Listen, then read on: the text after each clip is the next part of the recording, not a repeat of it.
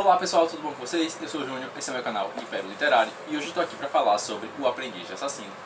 Bora lá? O Aprendiz de Assassino é o primeiro livro da trilogia chamada Saga do Assassino, escrito pela Robin Hobb, publicado originalmente em 1995, mas no Brasil esse livro já teve duas edições. A primeira edição foi publicada pela editora Leia em 2013, e depois de algum tempo a Leia parou de publicar, né, abriu mão dos direitos de vários autores, inclusive da Robin Hobb.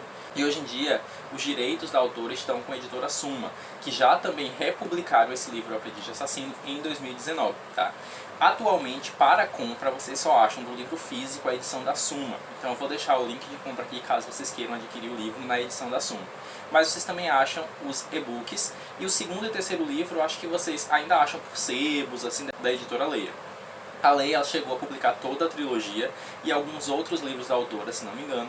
A Suma, por enquanto, só publicou esse primeiro livro aqui em 2019, como eu falei, e eles iam publicar o segundo, acho que em 2020, mas por causa da pandemia acabou adiando.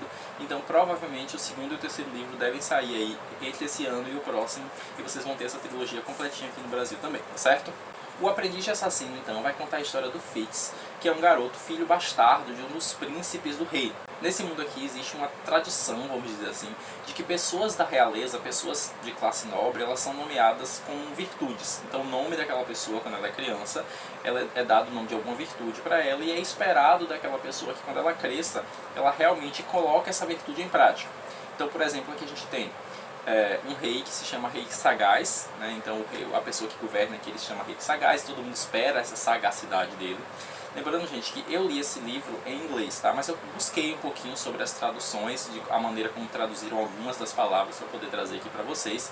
Não sei se eu vou conseguir achar tudo, algumas coisas eu não consegui encontrar de fato como ficou a tradução.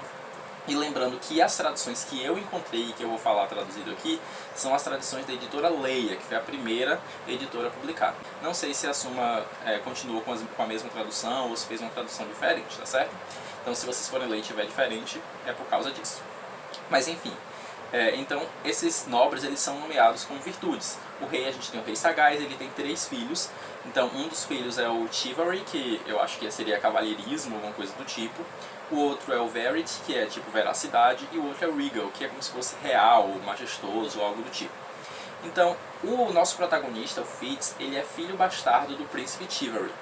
E ele vai ser, no início da história, a gente vai acompanhar, né, a história de vida desse personagem aqui.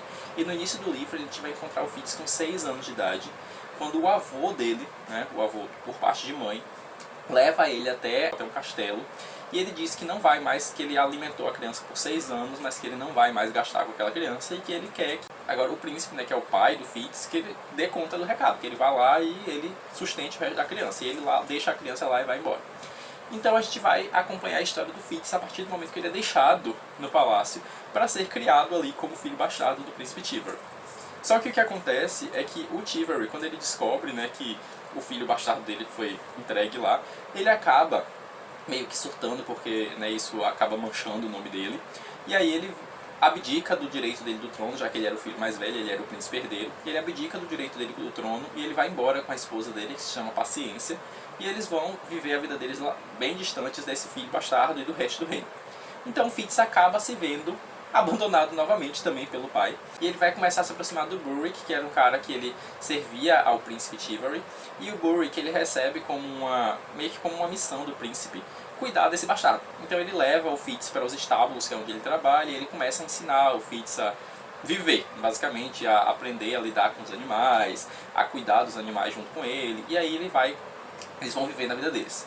Acontece que existir um bastardo nesse mundo não é uma coisa muito boa. E as pessoas, o rei em si e um dos príncipes, eles veem isso como uma ameaça para o reino. Porque eles acham que se o Fitz crescer e ele começar a querer reivindicar o sangue dele, o direito de sangue que ele tem, pode ser uma ameaça para os reis, o rei e os príncipes ali que são regentes. Então o rei, na expectativa de fazer com que o Fitz realmente não se rebele contra eles, ele acaba pegando, né, o Fitz, levando o Fitz para o castelo dele e ensinando como é que se faz, tem boas maneiras, né, ensinando aulas tipo de montar a cavalo, de esgrima, de tiro ao alvo e coisas assim. Ele começa a educar o Fitz junto com outras crianças.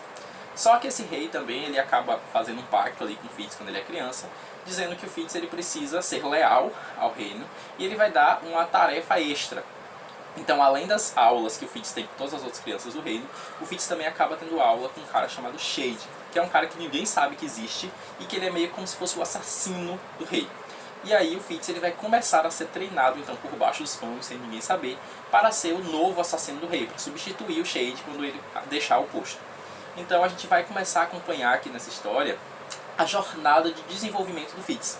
A gente começa com ele criança, de 6 anos, e a gente termina esse livro, pelo menos, ele está adolescente já, então a gente vai acompanhando alguns anos da vida desse personagem, de como ele se sente por ter sido abandonado pela família, pelo pai, né, por estar sendo acolhido agora por um rei que, na verdade, quer usar ele como uma arma, ele aprendendo, né, a lidar com a questão de matar alguém, de como aprender formas diferentes de matar. Então a gente vai acompanhar toda essa jornada do Fitz, que é uma jornada incrível, inclusive.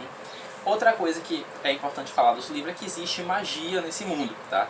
Existem 2 tipos de magia, que é o Skill e o Witch. Esses 2 tipos de magia, pelo que eu procurei na tradução, ficaram como talento e a manha, tá? Então eu acredito que seja assim. O talento é uma magia mental que conecta seres humanos.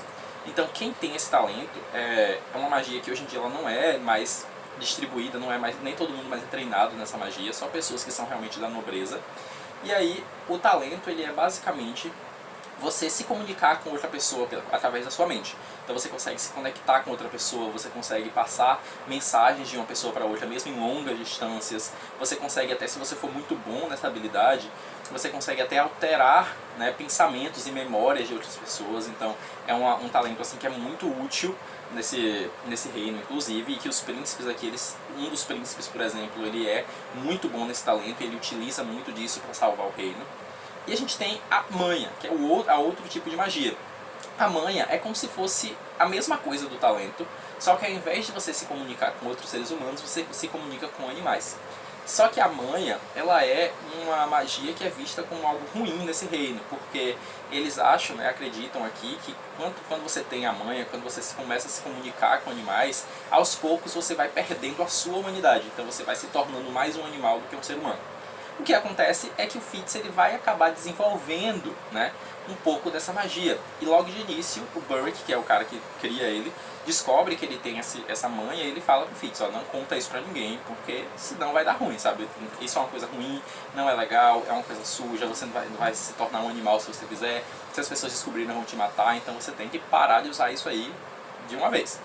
Então a gente vai acabar acompanhando a jornada do Fitz, não só a jornada de desenvolvimento dessa criança em um adolescente, no reino, sendo um bastardo, sendo abandonado pela família, treinando para ser um assassino, como também a gente vai acompanhar a história dele tendo que esconder esse lado dele de magia, tentando desenvolver o talento, que é o outro tipo de magia, que é uma magia já mais aceita pelo resto da humanidade, e a gente vai acabar desenrolando essa história a partir daí, tá?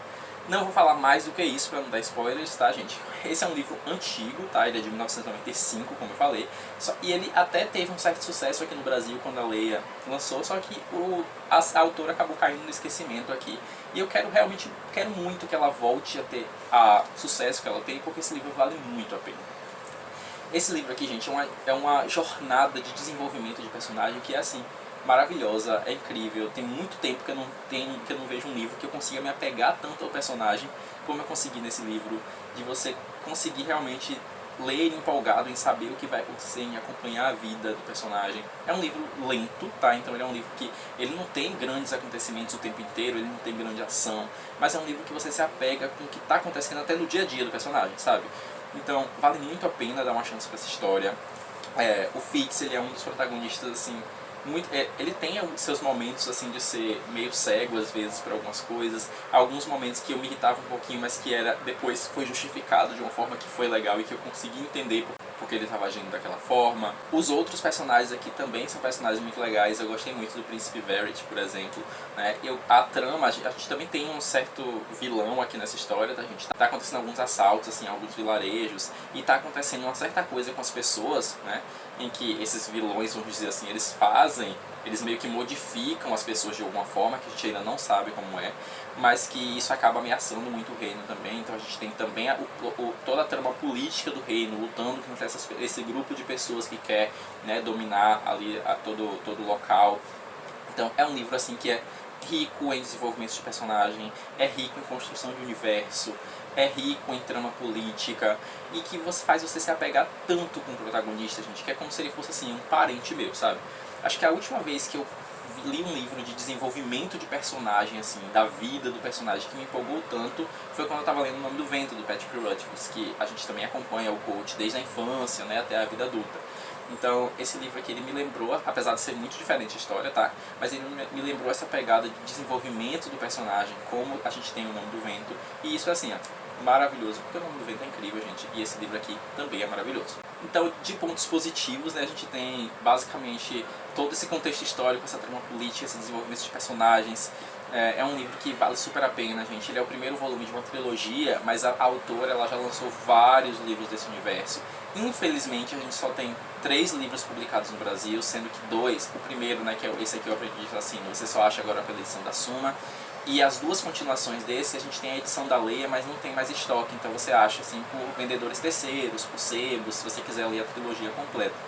Para quem lê inglês, a gente tem 16 livros publicados dentro desse universo, tá? Cada um são trilogias diferentes, tá? Então não é um 16 continuação do outro, mas são trilogias diferentes que as histórias se fecham, que a gente pode acompanhar esse mundo e alguns desses personagens por mais tempo. Acabei de ler só o primeiro, mas eu já estou muito empolgado para continuar nesse mundo, para continuar acompanhando a história desses personagens. Então eu acho que a Robin Hobb, ela é uma autora que ela se destaca muito, não só porque ela tem uma técnica de escrita e uma criatividade para a criação de mundo que foi incrível de acompanhar, mas como ela também foi uma autora, né, que publicou o seu livro de fantasia lá nos anos 90, onde o nicho de fantasia do mercado editorial era muito majoritariamente masculino, e ela conseguiu espaço nesse mercado, ela conseguiu se destacar e fazer histórias que até chegam a ser muito melhores ainda do que muitos outros homens que publicam histórias de fantasia. Então é um livro que também tem sua importância, seu destaque por causa disso. Quero fazer um adendo para essa edição que eu tenho, inclusive, tá? Para quem lê inglês, tá? Essa é uma edição comemorativa de 25 anos do lançamento do Aprendiz de Assassino. É uma edição em capa dura, que não tem a jacket, ele tem a capa impressa, né? Ele tem a imagem impressa na capa mesmo. É um livro que tem a folha de guarda, a gente tem um mapa belíssimo do mundo, né? Desse universo que a Robin Hobb criou. A gente tem imagens, ilustrações no decorrer de todos os livros, toda a história, onde a gente pode, né, acompanhar um pouco até das características físicas desses personagens, e cada imagem está relacionada com o que está acontecendo na trama naquele momento. Então realmente é uma edição belíssima, tem uma diagramação bem confortável. Os inícios de capítulo também tem uma certa ornamentação aqui, tá vendo? Então é uma edição belíssima, que foi muito bem trabalhada. É relativamente cara, tá? Eu vou deixar o link de compra aqui dela também de qualquer forma, caso vocês queiram adquirir. Ela é relativamente cara, mas valeu cada centavo. Não só porque a edição é linda e bem trabalhada, mas porque a história, gente, ela é incrível.